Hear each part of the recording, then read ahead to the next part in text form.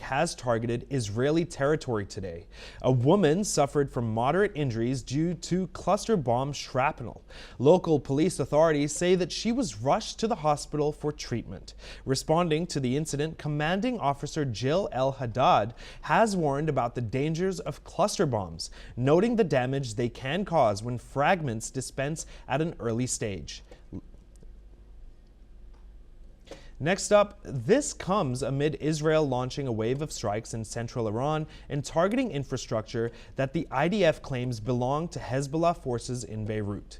Meanwhile, Iran and its proxies have also appeared to respond, with rocket and drone attacks aimed at a U.S. diplomatic facility near Baghdad International Airport, which were reportedly intercepted by CRAM defense systems.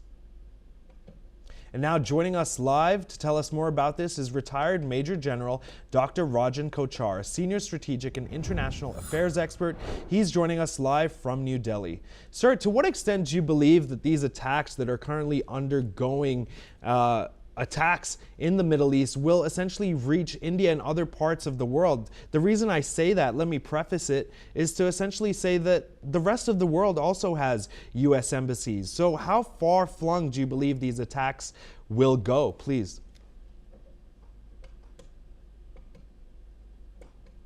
Type of missiles Iran has, they are basically restricted to not more than 2,000, 2,200 kilometers of range. So coming to India and all those countries, I don't think is going to happen. And as it is, we don't have any stakes in this war. So what has to be understood is that why the Iranian strike is happening in the Gulf countries is because of their proximity to the United States and they're having US bases there. No, Iran is not at a war with the world as such. No, Iran is at war with US and Israel, and US embassies in other countries are beyond the reach of Iran, and it will be wasting its time as it is. Every country has got its own air defense system and resources, and the strikes are unlikely to happen as far as that is concerned. What is more concerning is now we have come on to the 10th day of the war. What is of concern to us is this war is spilling into the economic domain. It's no longer a war between US and Iran or Israel.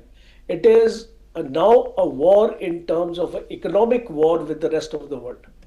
And we need to understand that in the context that what has happened now with the state of Hormuz being a no-go kind of a situation, and these Bahrain oil refineries have been targeted, Saudi Arabia, the oil fields have been targeted, and desalination plants are also there, data centers have been targeted. So we are seeing this war getting into a sphere where it is starting to pinch you in every country, because normally we see whenever wars take place, it is like we saw the Ukraine war with Russia. It was primarily Russia and Ukraine, and the impact of the war was not felt by any other country, maybe a marginal kind of, you can say, impact. But this war has caused a major impact. I can tell you as far as India is concerned. 80% of our oil imports are happening, and almost 50% of these, around 40 to 50% of these come from the Gulf countries. The gas, it's almost, LNG is almost 60%. So we are going to be very, very badly affected. Though we have reserves available, there are many countries who don't even have reserves available. No, but so you can see the impact. We have got 74 days reserves as far as oil is concerned, but we don't have any reserves as far as gas is concerned. So this is bound to affect the world in large, and Donald Trump needs to understand it. I read some statement in the morning in which he says it is you far less a price to pay. If you are able to sort out Iran, he cannot sort out Iran.